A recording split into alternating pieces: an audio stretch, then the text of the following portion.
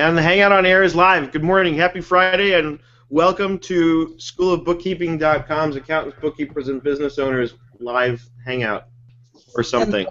Good morning. Or something. Morning.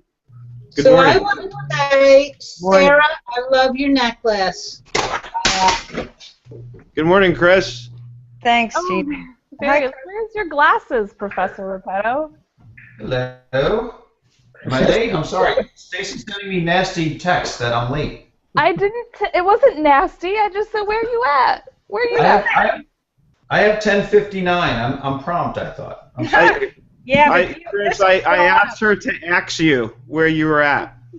That's right. You got to come in early. It'll fill up and you can't get in. Yeah, nice grammar, Stacy. Stacy, love the pink. Oh, I had to go. I felt a little naked. October.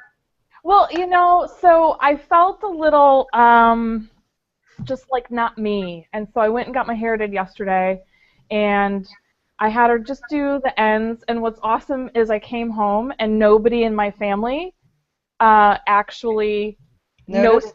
Like they didn't even notice that I did it, and it's been totally blonde for like 3 or 4 months, and so that actually made me very happy because that means they're just so used to just seeing it that they didn't even notice. So thank you. You know what, Stacey? I think when I go to get my hair done today, I'm going to bleach it blonde, and then I'm going to get a tinge of purple myself. I'm going to do the same thing. It's not purple.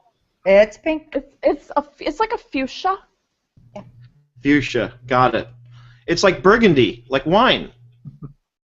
Okay. Fine wine. Well, October's Fine wine. Who said that? Very. Chris.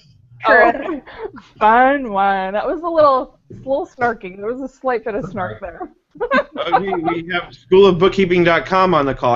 I'm going to assume that's Eric. Who is that? Yeah, I was wondering how that worked, if you're on and on again. Eric's a blast. He told me he might be joining us. He warned me that he might be joining us today. So, all right, let's talk. There he is. I knew it. Good morning, everyone. Good morning. Hi, Eric. Hey, How Eric. are you? Eric, I think you just missed it, but we were all talking about how we're going to all bleach our hair blonde and put a tinge of burgundy in it so we can all go to QuickBooks Connect looking like Stacy Kildall. My hair is blonde. I do have a touch of red in the end, so almost. There you go. Gina, are you coming to QuickBooks Connect? I cannot make it this year. I'm sorry. Oh. Yeah. I have some things happening at home. I just have to be here. It's too far away and too long, even if I'm only there for a day. Understood. Yeah, it's really rough on us East Coast people. East Coast, West Coast. I don't mind paying for the plane and all that, and the price is awesome. I wanted to be there bad. Me too, but San Jose is probably one of the most expensive places I could pick. So. Yeah, we tried to have to incur those sort of living costs there because the event is cheap. We got the discount on the hotel rates, so. Oh, the discount, yeah, $275 a night. Yeah, that's a great discount, Seth. That's a great discount. Well, compared to $500. I don't know who does your bookkeeping, but I'm going to tell you right now, that's not good for me. We have hotels available for as low as $169 right on the registration site. So we tried everything we could to get the numbers down. They came up with like a shuttle bus or something, so that was very helpful. Yeah. But we're hotel snobs. They're trying, Well, that's your thing then. We did a deal with Uber. We're going to have Ubers bringing you right to the show. That's good. That's good. You probably could show up and do a hotel tonight on the day of the event and get a pretty good deal. Yeah. Why does my face look like it's up in the air like that? Can anybody help me with this camera? Your camera's pointed up. It always shows our turkey waddles here for this. You want your It's got to be higher. Pointing down at you, not up at you. So, this is last call for QuickBooks Connect. Chris, registration's still open, right? Registration's still open, absolutely. And I'll even give anybody listening, if you put in the code QBC50, you get a 50% discount. So it's less than the price of a train concert ticket, and Train's going to be playing Wednesday night. So You get a trained concert plus everything else. So that's right. A lot has happened and been revealed since the last time we spoke. You guys have we've added a few people to the roster of the keynote speakers. I guess Juliana's tagging along with Bill Rancic. And you rocking out the celebrities there. Yeah, I mean, we assigned Magic Johnson. Juliana Rancic is going to be there, and she's there more than just with Bill. I mean, if you look at her bio, she's a serial entrepreneur. She started 3 or 4 businesses. They're really successful.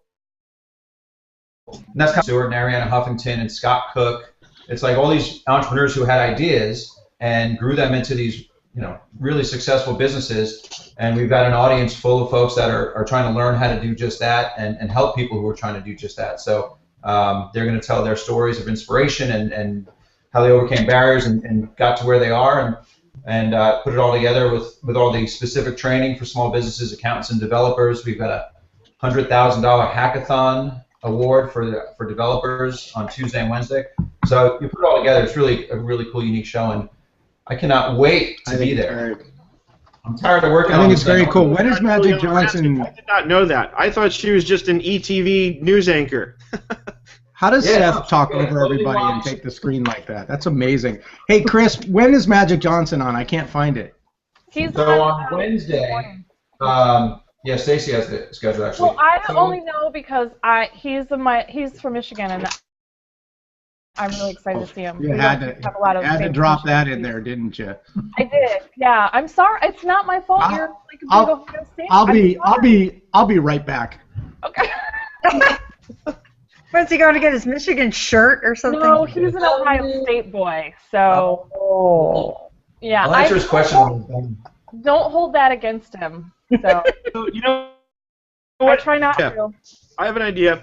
Chris, do you want to share your screen and maybe go to the QuickBooks Connect site and just kind of give us the sort of weekend before the event tour of what we need to know and show us kind of where the schedule is so we can figure out, because I know I haven't even had a chance yet. My head's spinning. I've been so busy. But I know today at some point I'm going to sit down and I want to go through the schedule to figure out where I want to be and when. And it is QuickBooks Connect. So mind you, I am going to be releasing a post on Too Legit to Audit today called Let's Connect at QuickBooks Connect, and I'm going to put a form up there for people to fill out. For those of you who are going to be there and want to meet with us, we want to meet with you for sure. So, I want to figure out, like, looking at the schedule, when's a good time to actually do the Connect part of QuickBooks Connect. So, Chris, you want to share your screen and kind of walk us through a little bit of that, and then we'll get into the sort of real topic, which is I want to keep it positive, constructive, and I want to talk about all the ways that Intuit supports its accountants and bookkeeping professionals. Absolutely. Stacey, you're going to know I have no idea how to share my screen on a Google Hangout, though. Your mouse on the left-hand side of your screen, and you will see a little green icon with a curvy right-pointing arrow. Yep. Click on that, and then that's your screen share option, and then it'll ask you which screen or monitor you want to share, and it'll give you a preview, so there you go. And then I'm going to click on your image so that it's prominent the whole time. Awesome. Yeah. I was going to say I have two monitors going, so I didn't know, but that was easy. Look at me. All right. So for Google, right? Yeah. I would so pay if you would stream that. Buddy. God, I would so pay. So I assume if I go to speakers, that's where I'd go if I want to read Juliana's profile, because now I'm intrigued. I honestly did not know that she was an entrepreneur other than being on ETV.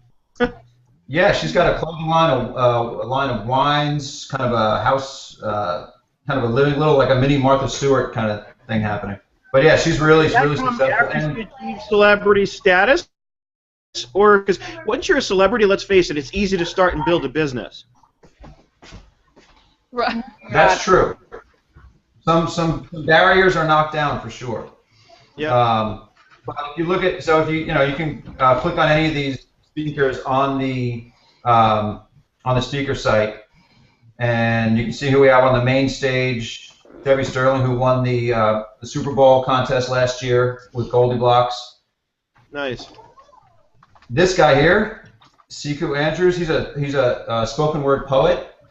He's going to open the show and close the show with, I've heard he's amazing, just like this inspirational poem about why we're all there and what it all means, and then he's just kind of observe for the 2 days, and then close the show with his observations of what he heard. And I've heard he's amazing. Oh. So that'd be pretty cool. But if you look at the breakout speakers, you can click on any one of these. Ron Baker's going to talk about value billing. The great Dawn Brolin. I mean, everybody who's anybody in accounting, small business or entrepreneur, developer is there. And Stacy's black and white for some reason, but she's there. That's because she doesn't know what hair color she'll have next week. No, I know why. I'm not going to comment on that, but there's a specific reason. I was told not to. I was told to submit a picture. I was told specifically that I had to submit a bio picture that did not have pink hair. We're getting to the bottom of that. You are who you are. You can submit a picture you want. And I can't be anybody else. I've tried. Not really. I haven't really tried. By the way, Eric, nice hat, nice shirt. Thank you very much. So, She nailed that. So if you go to the agenda, sorry, and I'll admit this page of the site is a little more confusing than the others. But basically, if you click on accountant, all the accountant tracks will come up, and then you can click by day. So if I registered as an accountant, does that mean I can only go to the accountant stuff, or can I jump over to the entrepreneur stuff too if I want? Absolutely, you can go to any track that you want. That's one of the greatest things about this show is that it's not an accounting show. It's a show that involves the entire ecosystem of small businesses, accounting developers. So you can go to any you want. In fact, we just looked at the registration data yesterday, and some of the small business tracks are actually incredibly popular with accountants because accountants consider themselves small businesses in a lot of ways, or they want to go and network and see and talk to small businesses and get a better sense of what their problems are. So yeah, you can go to any track you want. You can go to all the tracks. You can go to each track for 10 minutes and jump around if you want. So. And just to underscore something here before you go on, Chris, we have a major event. If I'm not mistaken, it's the biggest one ever put on by Intuit, and there's a whole track dedicated to the accountant. Yeah, so there's on Monday and Tuesday morning we have a focus just on desktop because we know that a lot of our users are out there using QuickBooks Desktop, and we didn't want to turn our back on them and just have a show about the cloud. So Monday and Tuesday morning is a deep dive on desktop, and that's where Joe Woodard comes in. The Scaling New Heights team is kind of running that training because that's what they do. And then Tuesday at noon, we kick off QuickBooks Connect with Joe Woodard and Doug Sleater on stage together for the first time in a decade. And they're going to kick off the event, and we're going to have a special announcement from Jim McGinnis, who's the head of our accounting division, announcing the biggest product launch we've ever done for accountants in our history. And Luis Sanchez is going to be there to talk about the biggest changes to the ProAdvisor program that we've ever done. So that's going to be part of that 12 noon kickoff event on the 21st. And then from there, it's all about the cloud and networking with small businesses and learning how to grow your practice and save time. Chris, I want to add, I registered a long time ago for the QB Connect, and I just love it. I did scheduled all my classes and so forth, and they're on top of it. I mean, I got my confirmation. I have a couple one-on-ones. I think it's on Wednesday or Tuesday, and last night they just sent me an email and asking me questions of what I want to accomplish during those sessions, that one-on-one mentoring. I'm so excited about it because I have everything jotted down. I have a really packed schedule, and people I want to meet, and connect with. I also got something from Allison Ball last night. I mean, from the group that I guess the ones that are going to be at the QB Advanced certification. Mm-hmm. They asked a couple of us, I guess, or everyone that's going to be in that class, if we want to do some consulting with new small businesses, if I would be interested, and I loved it. It's just a great opportunity. So, yeah, so that's excited. Yeah, that's awesome. That's a great. I'm glad you brought that up because we've done events in Kansas City and Dallas recently where it was really about connecting accountants and small businesses, and we actually pay for a 2-hour consultation for a small business to meet with an accountant and kind of talk about what their problems are and how they can help them. I mean, we know that small businesses that use an accountant are more likely to still be in business 3 years from now We also know that they're twice as likely to feel confident about their finances. So connecting small businesses with an accountant is really what we're focused on, and that's part of what the show is. So what we decided to do was take that kind of event that we've done in different cities, incorporate it into QuickBooks Connect, and using ProAdvisors and folks that are signed up for the advanced cert training, folks that want to opt in and say, yeah, I'd love to connect with a small business at the show. And then what we'll do is, it's actually kind of a cool thing, we're dropping wallets on the floor of all the entrepreneur and small business breakouts. So people who pick up the wallet and look inside are going to get a voucher for a free consultation with an accountant that we'll pay for. So it's kind of like, who doesn't pick up a wallet and look inside? But so these folks that do it are going to be able to be connected through Allison and our team. And that way you get to show a small business the value that you can bring and hopefully get a client out of it, and then word will spread, and that's our goal. I mean, trying to help accountants grow their practice and connect with more small businesses. So how, as an accountant, do I get my information included in one of those wallets? So you can send me an email, or I'll tell Allison Ball that you want to be included in that. But we went primarily just to the pool of people who signed up for the advanced cert training, because we knew they were at least QBO certified as a ProAdvisor. So that was kind of our base of a pool that we dipped into. But I'm more than happy to add you to that list. So only QBO-centered accountants. So I'm already certified in QuickBooks Online. Does that mean I'm automatically included, or do I need to do something? You need to No, we didn't want to opt people in automatically. Okay. We didn't want you to get a call from it and say, who's this? I don't know anything about it. So we only want to use folks that want to be a part of this program. You know, we haven't had any trouble finding folks, but I'll definitely let Allison know that you are interested in being a part of it. No, I hate clients. I don't want any clients, but I'm just asking for other people's sake. And then, I'm kidding. But the other question, so and when and where do I go if I want to get the Advanced QuickBooks Online certification? Because I know that's going to be offered for the first time here, and nobody else can do it for a while after, right? Yeah, so the Advanced Cert Training, it's going to be offered for the first time at QuickBooks Connect. You need to be QBO certified in order to take it, obviously. Michelle Long's teaching the course. It's going to be on Tuesday afternoon after Joe and Doug's opening address. And it is the first time to get training. We're not going to give the test at the show because there's so many other things to do at the show that we don't want you to be bogged down taking a test. But you can go back to your hotel room that night if you want and take it.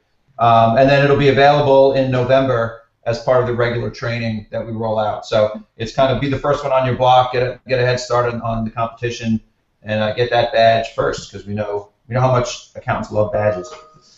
Absolutely. And I just pulled up on the screen that if you click on the training guide, this gives you a ton more detail on every session. Most of this information is available if you fly over the sessions, but Joe Woodard and his team put this together, so it gives you tons of information on everything you need about all the sessions if you want more detail. So it's the accountant training guide. It's at the top of each page on the agenda in the accountant section. You can pull it up and print it out or whatever you need. Excellent. I'm going to go back to. Do you need to see anything else on the website, or should I go back to stopping my screen share? Does anybody have any questions? No, but I just wanted to let everybody know how to register for the. Did you talk about how to actually pick your sessions? Did you talk? Yeah. So so if you've registered, an email went out last week or 2 weeks ago, and with a link that you could go in and set your schedule. The thing about setting your schedule is that just gives us an idea of our rooms selling out. Do we have the right size rooms for different things? We're not going to check your ticket at the door. You can still go to whatever you want. But like for example, the advanced cert training sold out the room that we were planning to have it in, so we had to move it to a room that was twice the size. So that's just great insight to have before the show starts, so we can move stuff around. Because this is your first shot at this, right? Yeah. Yeah. That's why I haven't slept in a month. Yeah. How stressful. Chris, I wanted to ask, also, do we get anything sent to us in the mail, like our badges, or are we going to have a badge or anything? Or does that get given to us over there when we get there, when we register, when we come in? Yeah, I just went through a meeting yesterday of what the conference experience is going to be, and it's going to be really cool. There's a whole different kind of registration set up that is going to be really easy to go in, check in. you'll get your badge, and included in your badge is the conference agenda and schedule. So everything will be around your neck. You'll be able to check everything without carrying a big book around or anything. Most of it's going to be virtual. The app is available in the App Store right now, so you can download everything, and I think you can make your schedule through the App Store and get a quick look at what's going on. So. And also for the classes, do we need to bring our laptops, or do we just leave them? That's up to you. Okay. But there'll be Wi-Fi throughout and outlets throughout. So if you want to bring a tablet or your laptop, or just take notes old school like Stacy. Hey, that's the other thing I was going to tell you. I forgot to tell you the other day when we were on the phone. That app that I found is awesome, and I'm like a week into not using pen and paper, and I actually have been using the app. It's called Smart Note by MyScript, and I got a really cool Bluetooth stylus that is pink, of course. It's a fine line stylus. It's the bamboo fine line stylus, and so I have so far given up my pad and my paper and my pen, and I handwrite all of my to-do lists. And the best part is when this is why I love a handwritten to-do list, is the satisfaction of scratching it off the list that you and I have talked about, Chris. When you do that, I know, right? It disappears. I get that when I click on a checkbox. Same feeling. Beth is making notes right now. He's looking at the app. So I'll have to show it to you next week, Chris, because I think it's actually pretty cool, and you don't have to carry around that. And I never ever go anywhere without my pad and like my pink, pad of paper and my pink pen, and I can make the pink on it. So the problem I have with handwritten notes, whether they be digital or on an actual pen and paper, is I can never read them later. See, everything for me has to be typewritten. Because it will convert to text. Yeah, so when I'm on the phone with it won't be able to read my handwriting. It will convert to gibberish. Mine is a mess. I'm telling you, mine is just a shitstorm. It's a mess, and so it reads it every single time, and it gets it right. So the other day I was on the phone with a new consulting client, a coaching client, and so I was taking notes, and when I got done, I just texted it and I just said, send via email, and it was done, and it read everything. So see, for me, it's much easier. And the funny thing is, my phone, because I have a Galaxy Note, has a stylus, and it has the whole Notes 2 thing, and it would be perfect for that. But I still prefer to do my little swipe thing and write my notes that way, and I just put them in Evernote. And if I really want the satisfaction of striking it through, I can highlight it and choose strike through text in the font formatting, and I'm done. Well, the thing, too, is I don't remember things. If I write something down, I will remember it forever. If you tell it to me, we're going to hang up the phone, or I'm going to walk away from you, and I'm going to forget about 90% of what we talked about. But if I read it or if I write it, it'll be stuck in my brain. I mean, I can still remember my friends' phone numbers from elementary school because I had to write them down. Mm-hmm. I remember when I type things, but also I love the Evernote audio note thing, because if you tell me something, I can record it in an audio note, and I won't forget it that way either. Yeah, I'm never going to remember, like, oh, hey, can you repeat that? Okay, you two. All right. Hey, Chris, wait a minute, Chris, I want to show you something. This is from TED. And I want to show you what they do on their badges. I think this is the most brilliant thing in the world. On the back, is that upside down? Yeah. On the back is the entire conference schedule. So you literally just flip it over from your badge, and everything is in your face. It's wonderful. I think you'll be happy with what we do at QuickBooks Connect, because I've heard that the badge and your schedule are the same. So that's perfect. And we looked at TED, we looked at every other conference, and we stole what we loved, and we went out of our way to make sure. Like I heard yesterday that when you get to the trade show floor and you've got the pipe and drape, and it's it's all in rows. First thing we did was we curved it so it's like a snake, so it's going to feel like a lot more open. But there's no pipe and drape. Like there's just these open, free-flowing booths. We're building a main street where companies, you'll actually walk into a storefront and walk into a store and talk to folks instead of a typical trade show booth. So really cool stuff that that Cara DeFreitas and the executive team and the inspirational team have done to really make this a unique show. And the app is very the way, much better than Ted's. And I heard the food is going to be off the charts, like not your rubber chicken, but like shrimp and rib and pork, and really good stuff. So. All right, so let's get into the reason why we're here today, because I think it's important. I mean, we're talking about QuickBooks Connect because QuickBooks Connect, I think, is a perfect example of how Intuit is providing something that, among other things, is clearly there for the specific purpose of supporting accountants and bookkeeping professionals in that community.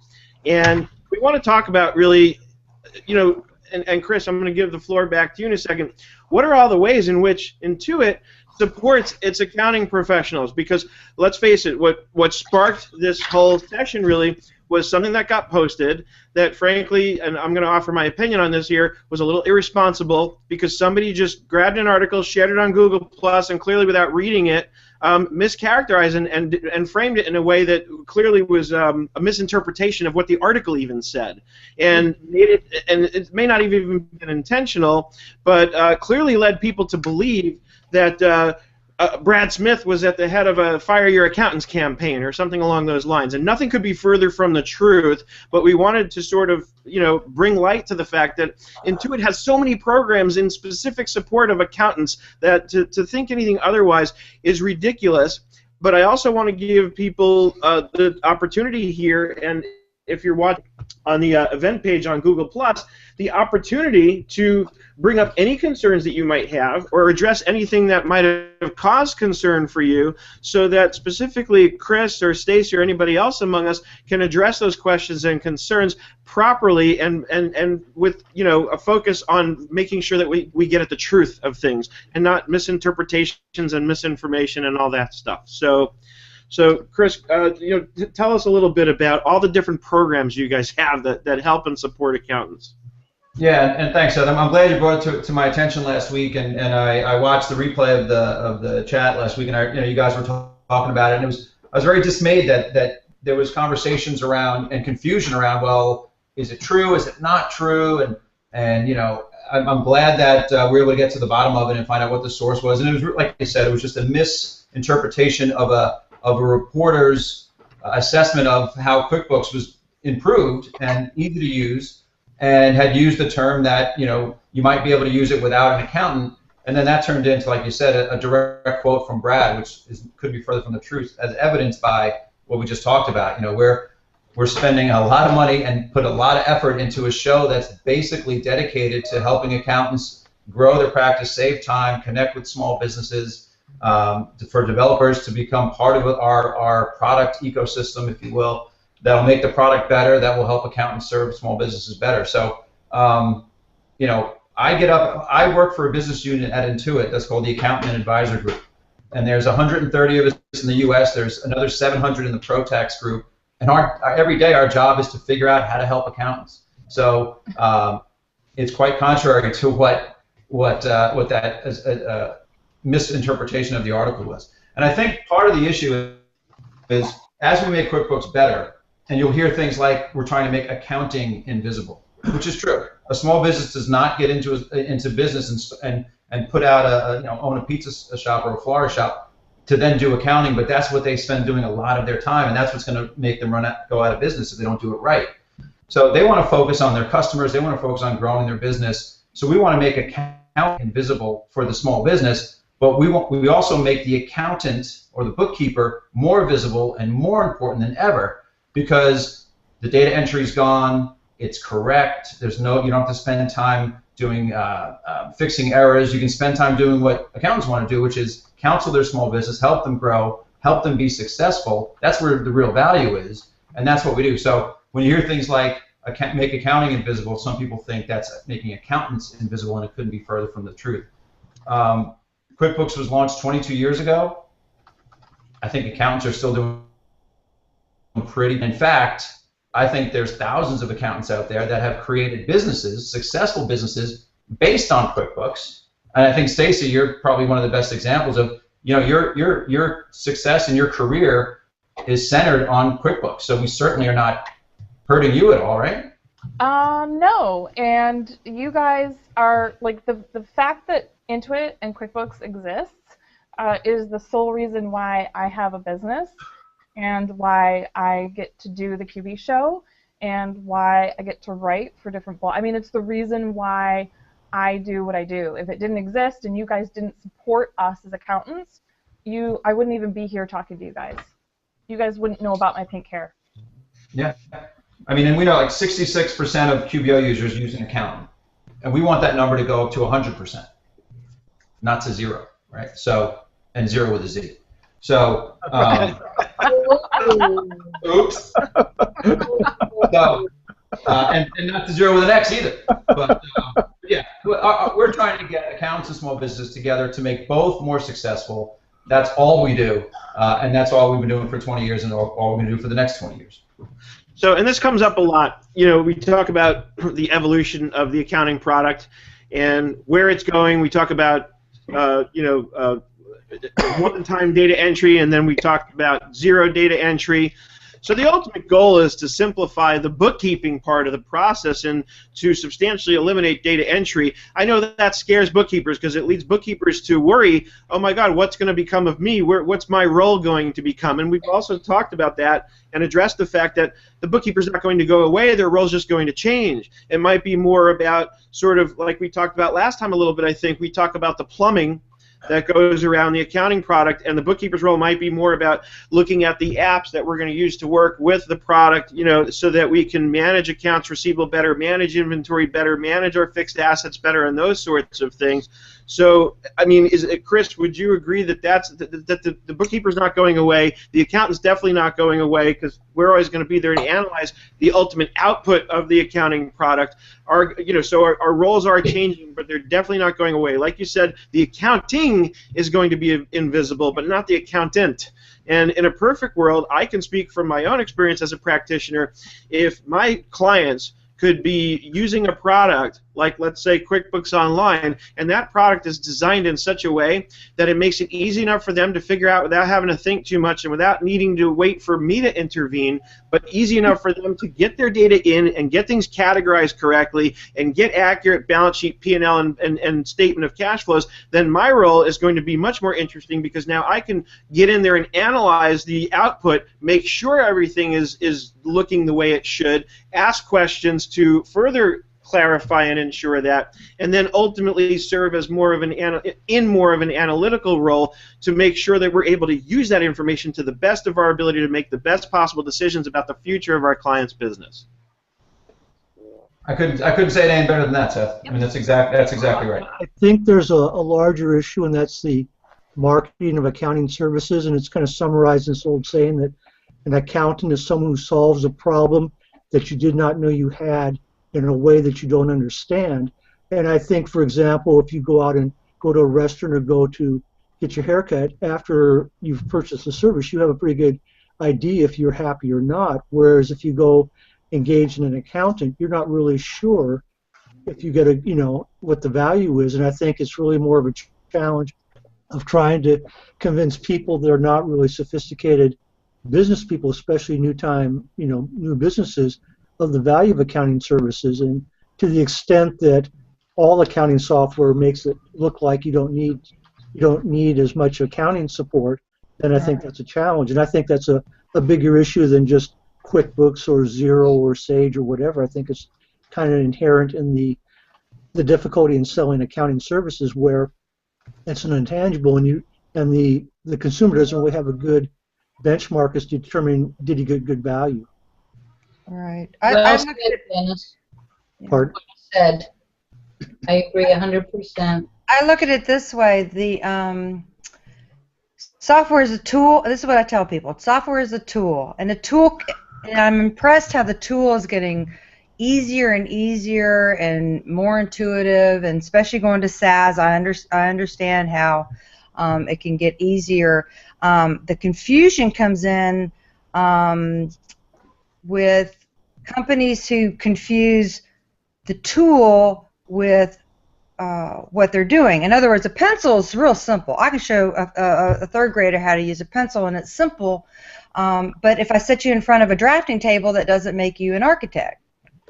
So we have companies who think they have an easy tool that they can then try to bypass the training or accounting, and it makes them, that makes their data entry, correct. So what happens is we tend to get them after the fact. They try to start it themselves, and then we end up cleaning up. And so it's more of an education of what software is, and that boils down to marketing. And I understand the marketing is true. It's easier, simple, and so we're constantly fighting though and that's just inherent, I guess, in any software. But we're fighting that whole thought of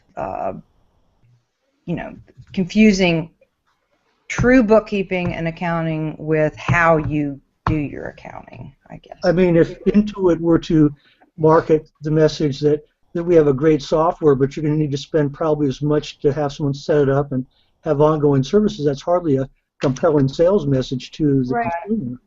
Yeah, and you know what? That's not their job. They're trying to sell software. Yeah. I love that Intuit markets it like, hey, it keeps me in business, and so I say keep marketing it that way. Like, they market QuickBooks regardless of what version. Like, hey, it's so easy. You can buy it at 9 o'clock in the morning and have a P&L by noon, and it's not like that. And so the way I see it is, keep doing that. Like Chris, just let them know. Like, keep doing that, because it just keeps feeding us clients.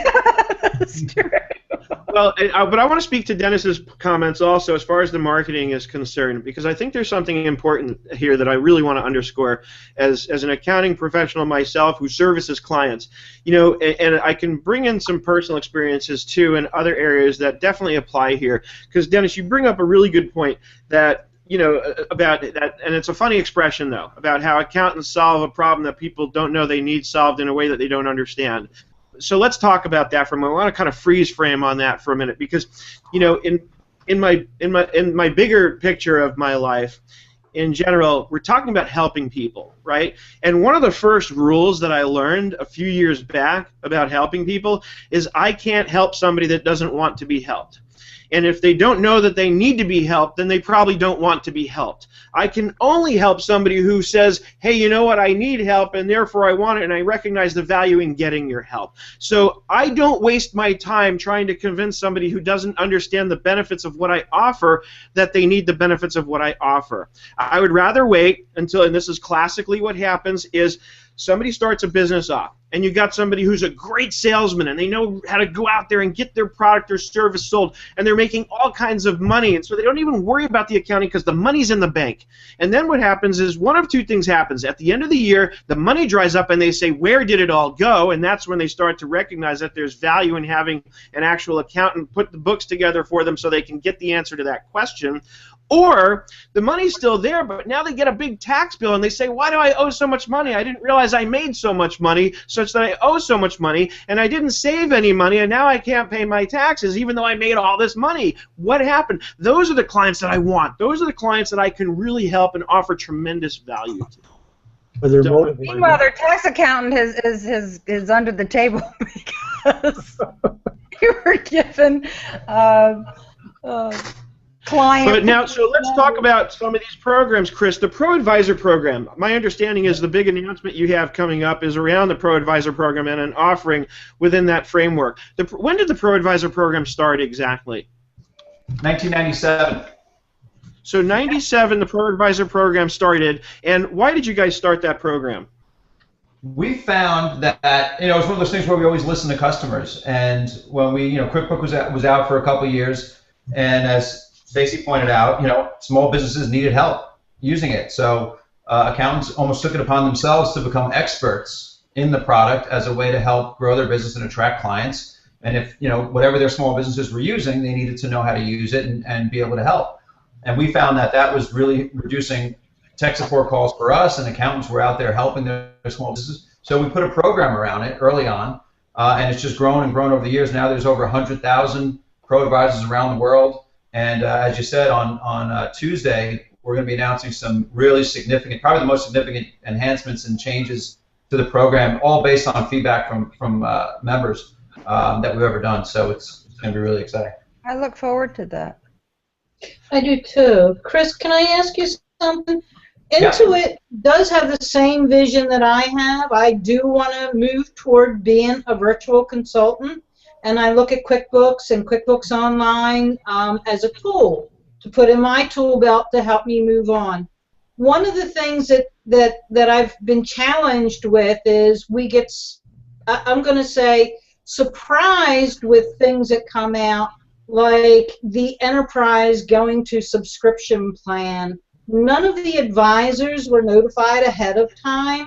So we have these clients that we're maintaining, and they're looking to us to be their advisors is what's happening, but we don't know what's happening. It's a communication problem. No, the subscription level, just to clarify, that subscription level is for new purchases. And I think it's actually a lot easier to explain that than the full service plan. Full service. I don't agree. I don't disagree with you. I'm not disagreeing with that. Who've already purchased it, they don't have to go to the subscription plan if they don't want to. They can still stay and have what they have. But I kind of agree. It is a little. They sometimes don't do a great job of messaging stuff like that. Yeah, and we didn't know about the problem with if you have both the advanced report writing and some of the other features. And what happens is the first phone call comes to us before it goes to Intuit. And if we don't know that there's a known issue, because we haven't been proactive online and whatever, we waste time with support trying to figure out a known issue. So there's a lot of different elements here. This is subscription thing. I work with nonprofits and nonprofits that have been very honest to how many users they have. For instance, I have a nonprofit, and say they weren't already an Intuit customer, but I could have a new one come up.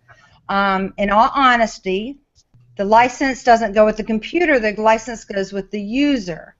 So this nonprofit has a rotation of employees that may work. Maybe the most we'll ever have in the data file is 3, 4. But she has 10 to 15 that might sit in front of QuickBooks. So she bought that many users to be in compliance with the license. That program right now, at that kind of level of users, there is no possible way that this nonprofit could afford it if they bought into the program now. So it's things like that that we found out about it.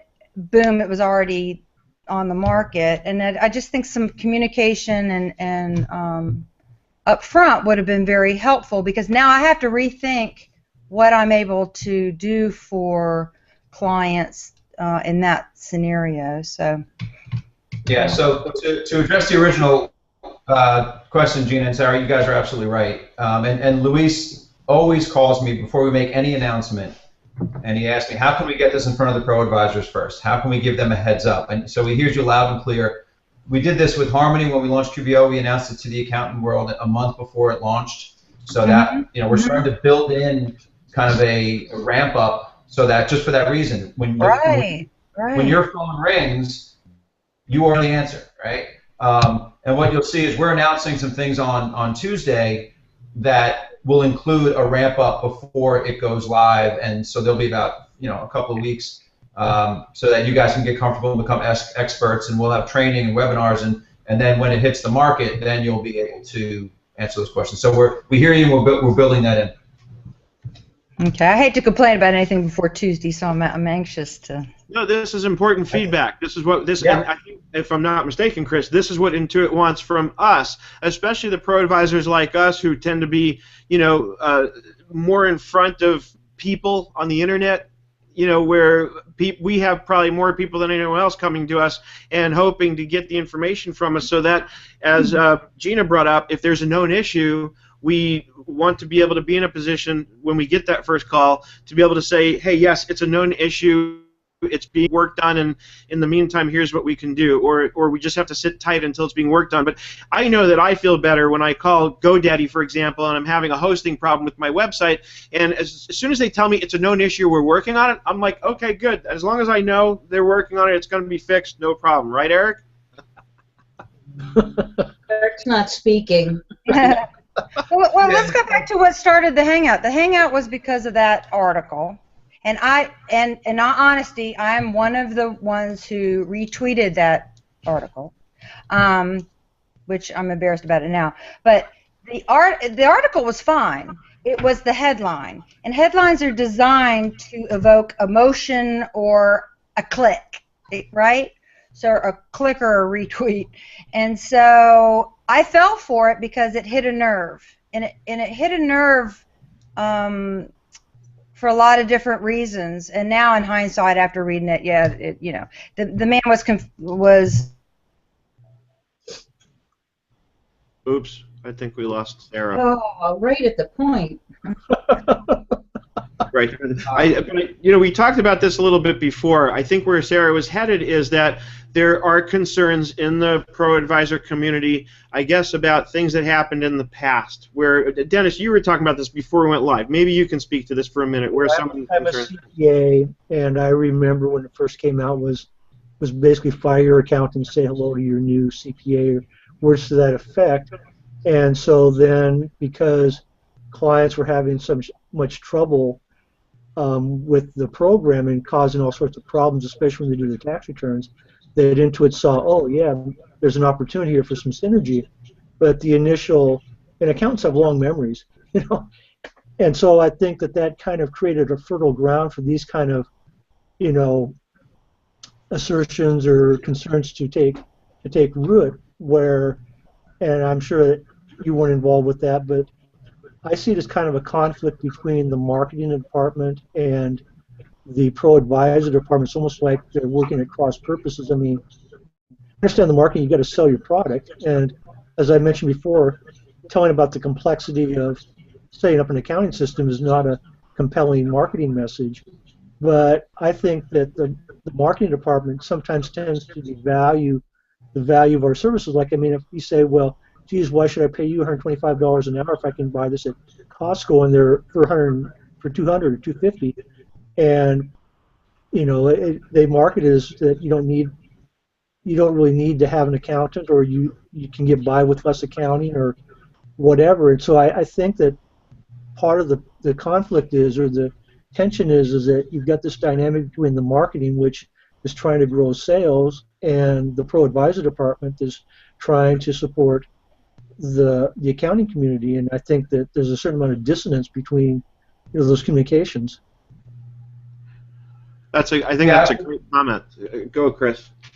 Yeah, no, I wouldn't disagree, and I think right now I can tell you that at Intuit, the small business group, which runs and launches QuickBooks, and the accounting group, which serves accountants, are more closely aligned than we've ever been. We probably we still need to get closer and closer, but we work together more and more on marketing messaging, PR campaigns, and just so that we make sure. And I spend a lot of my time coaching the small business spokespeople and the PR teams over there, saying, if you say we're making accounting invisible, half of the audience will hear you say we're making accountants invisible. So you need to, the next sentence always has to be, we're making accounting invisible, but we're making accountants more visible than ever.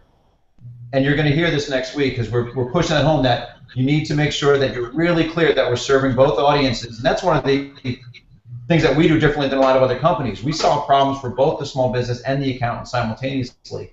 And some just use accountants to sell their product to a small business or use them as a channel. But we actually think of them as partners and think of them as people that they have problems that we can solve really well. Well, I think that with QBO, it gives you the position, as an accountant, you're in a better position to be a trusted advisor, because part of the problem is that people have gotten these desktops and you don't find out that they're a mess until year end, and so you're doing all this cleanup work and you don't have time to be a trusted advisor. Yeah. I mean, we launched QuickBooks Accountant and QuickBooks Online Accountant just for that reason, to give the accountant and bookkeeper visibility into the books of their clients, so they can make pages, and they can lock things so that they can't screw things up. So and then you're going to hear a lot more of this on Tuesday of significant enhancements to those products. So to make the collaboration even better.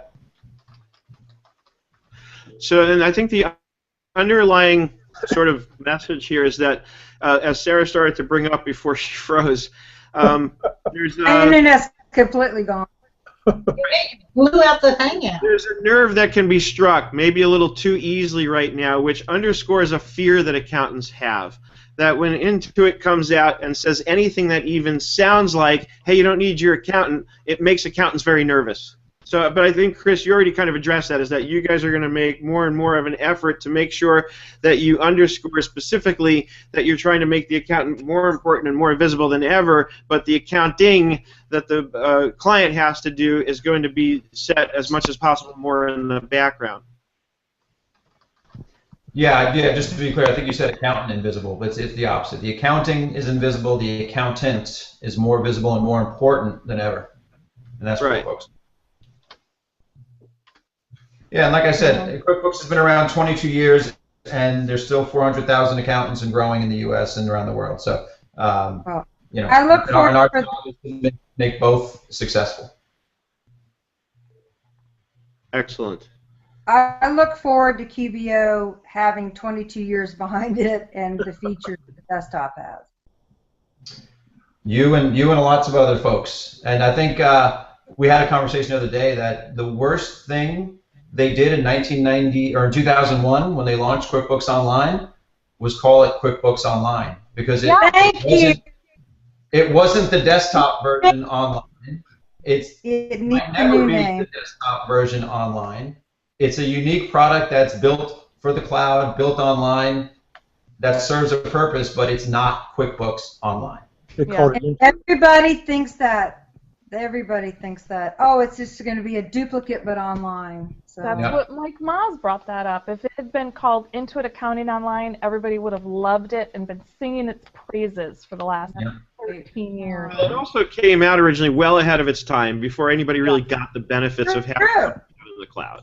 So that was, you know, in some respects that might have worked against the product, because it was. I remember it in those days when it was first released. That I remember being on the phone with.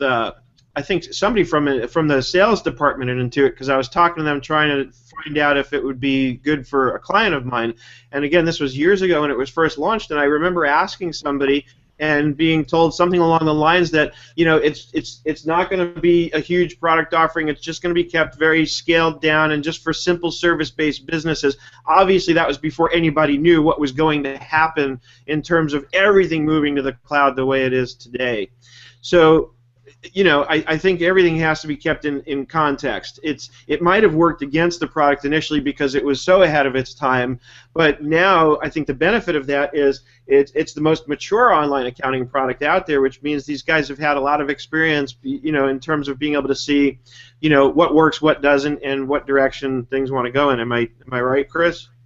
Yeah. There's certainly benefits to being a 30-year-old startup, which is what we like to call ourselves. With a product that, like you said, in 2001, the cloud was not even a term that people used for anything other than the white puffy things in the sky. And so we've got all that history behind us, and we reinvented the product 2.5 years ago and rebuilt it for the cloud with all new code and all. So it's built from the ground up for the cloud with all that experience and customer knowledge behind us. So we like what we're doing.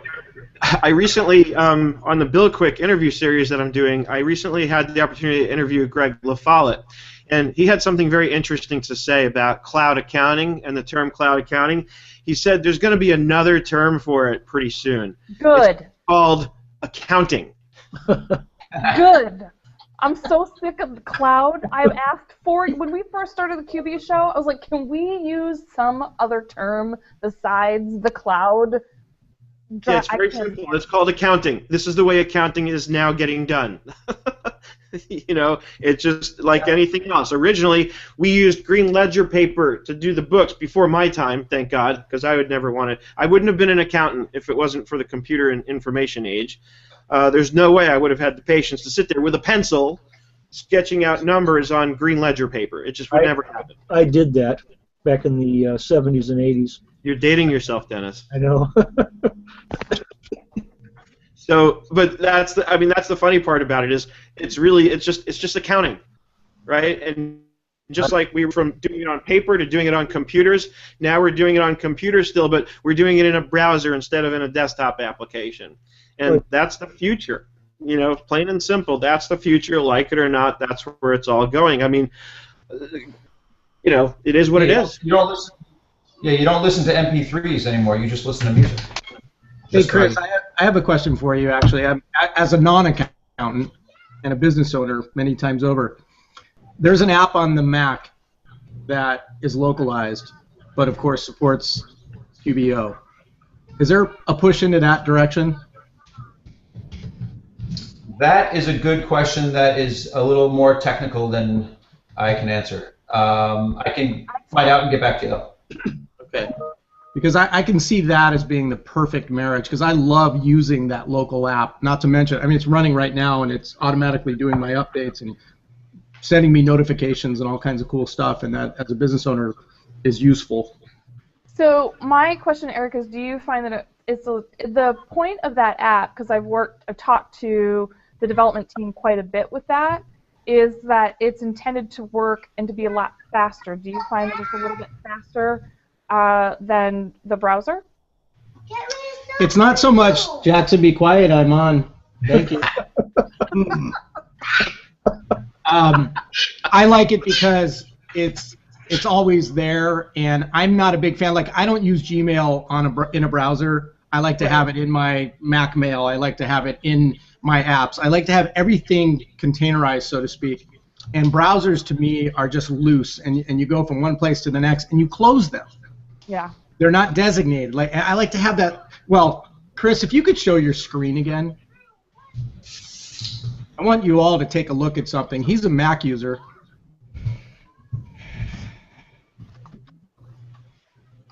I should have queued that. I should have sent you an email ahead of time and warned you. Yeah, you should have. Oh, hold on. You find it? Yeah. If you look at the bottom of I've got to hit start. Do you see? I'm going to mute myself so that I don't interrupt myself, but take a look at the bottom of his screen. Other than like all the crap I have open? Can you explain that to me? What are those? All these? Seth, is it possible, or Gina, is it possible to make his screen locked up there so we don't interrupt him? I've clicked on it. No, I've clicked on it so it stays resident. So it will. You might not. If you click on his thumbnail, it'll stay for you. I see. Now that I've clicked on it, for the recording's sake, it will stay. So I got it. Perfect. Thank you. Okay, so what are those, Chris? What are you doing with all those down there? You have those stored as applications as links. Theoretically, so, it's probably the same. Yeah, on the left side, it's Word, Excel, PowerPoint. Those are your apps. Yeah, those are the apps that I use. What are all these folders and links that you have on the right side? I've never seen. Right, those are just. Those are all open documents, open emails, open Word, open PowerPoints. Wow. I'm 48 hours out from the biggest show ever, so I've got a lot of stuff going on. But yeah, those are what I tend to do, and this is my own problem, is I'll start working on an email will pop up, and I'm like a squirrel, you know, and I'll go like. And I'll just go take care of that and just reduce what I was working on, and then by the end of the day, I've got 30 things open simultaneously. So find the emails that you thought you sent. I've done that. Did you get that email? Oh, yeah. I said, no. This is to my point, and to answer Stacy's question. You like knowing that each one of those is going to open a particular application or document or whatever the function is. The same thing for me. I just, something about the browser and the way the tabs, they take you away from what you're used to using, whether it's Windows or Mac. You know, we have our little icons down in the tray, and we find what we're working on. If I was doing accounting, I'm flipping back and forth between those. I would like to have that localized app always available for client A, client B, and client C. See, I'm going to disagree, and I'm going to completely disagree, and the reason why is because for somebody who uses QBO and who's been using QBO for 10 years, that's what the tabs are for, or different Chrome users. And so for me, I have the same thing down at the bottom of my screen because I use a Mac as well, and if I need to get into different clients, I'm just using a different Chrome user, or if I need to get into different areas of the accounting I'm just going to open up different tabs. So that's how I do it. Or I'm going to use bookmarks. And there's an important reason why. There's an important reason why I want to disagree with both of you now. Actually, what I want to say is you're both right. And I think this is an important point. And I think, Chris, if you want, you can stop sharing your screen. But I think what this underscores right here that we've just seen, the difference between how Eric likes to work and how Stacy likes to work, is that it's not right or wrong. Everybody works differently. You know, when I have tasks that I know I want to make sure I don't forget to do before I walk away from the computer, I open up a note in Evernote and I pop out that note and I leave it on my screen, very similar to what Chris has at the bottom of his, so that sometimes, because I get the same squirrel syndrome, but by the time I'm slowing down later on, it's later in the afternoon, whatever it is, I start closing windows as I do complete tasks that I knew I wanted to complete. All of a sudden a window gets revealed and I say, oh, this is what I meant to, get accomplished earlier. I'm glad I left that window open, and boom. You can do it with the browser tabs. You can do it with localized applications. The point is everybody works differently, and I think software developers in particular have to think about that and think about, you can't make everybody happy, but how do you address the needs of the greatest number of people, knowing that some people like Eric want a localized app that works on their computer, and other people like Stacy and frankly myself prefer to work in a browser. And here's how I'm going to respond to that. And this is not going to be popular in this group, but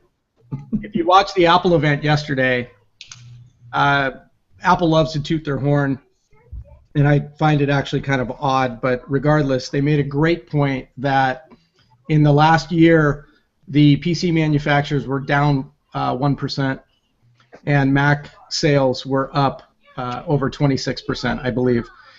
And I come from a technology background. I ran a company like a Geek Squad, so I can tell you that the trend as we moved, I mean, even Stacy Kildall is using a Mac. I mean, there's evidence right there.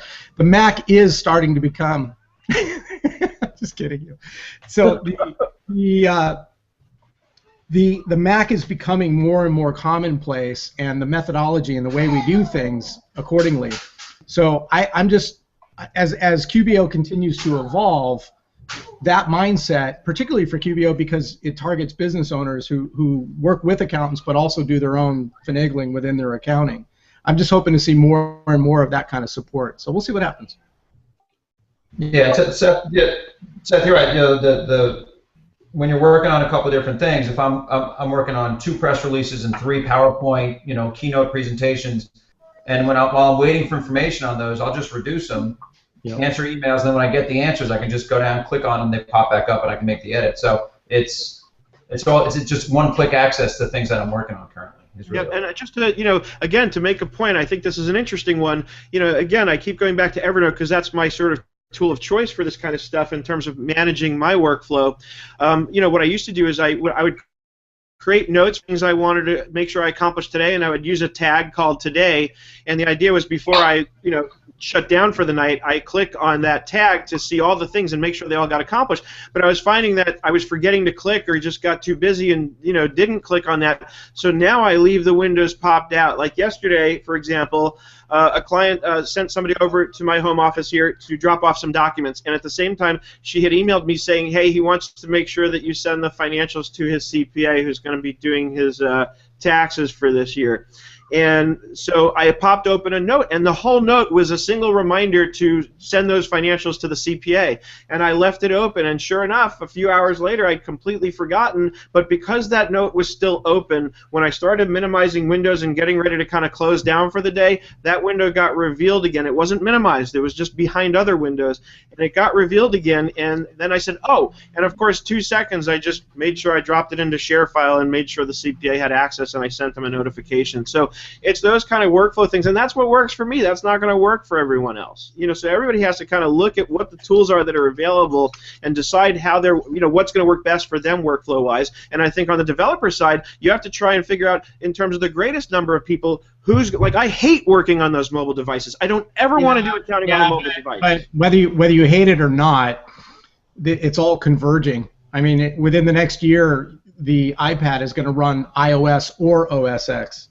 You're going to have a choice, and I'm telling you, as soon as I'm sitting here and you look at all the Windows devices that are coming out, the computer is converging into the tablet. It's going to happen, and the OSs are going to become a lot sexier and a lot thinner, and that technology is going to make some big changes. And I believe that more and more and more, like everything else, this device is going to become a tool that people use. I mean, it's well, Eric, when you look at apps, I mean, look at Facebook. I can do most of what I want to do on a tablet or a phone, but there's still some stupid things that I can't do that I got to run to my desktop. Give it time. Give it time. You know where it's going. It's faster and faster.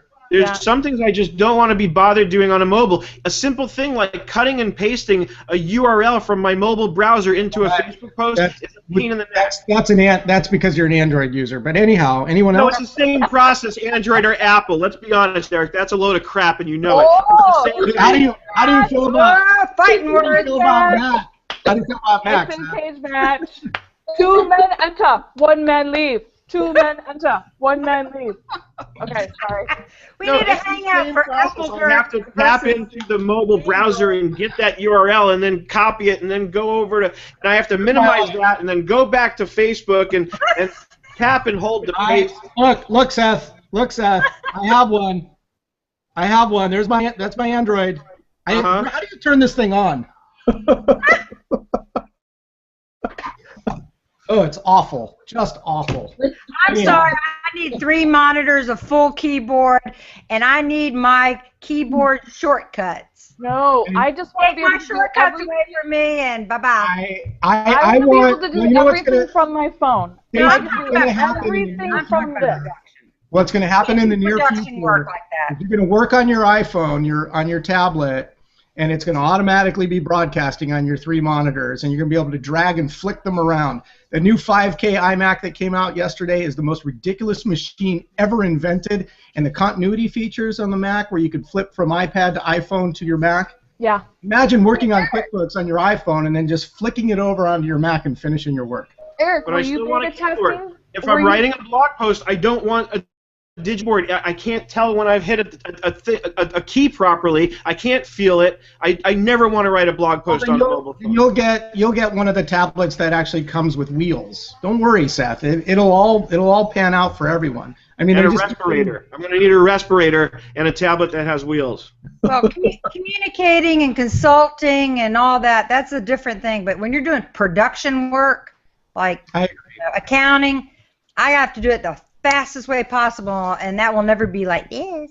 Yeah, not going to happen. Anyhow, I want it all. On that note, we got to wrap up. We're way over time here, 8 minutes. Chris, really appreciate you taking the time. I know how busy you are getting ready for this big event. Thank you so much for coming out here and sharing with us. Thank you. Yeah. We'll see you all. My pleasure, and thanks for giving me the opportunity to talk about the show and also just to clarify the misperceptions that were out there. So really appreciate it. All right. Thank you. Bye-bye. Everyone. Bye-bye. Bye. Bye.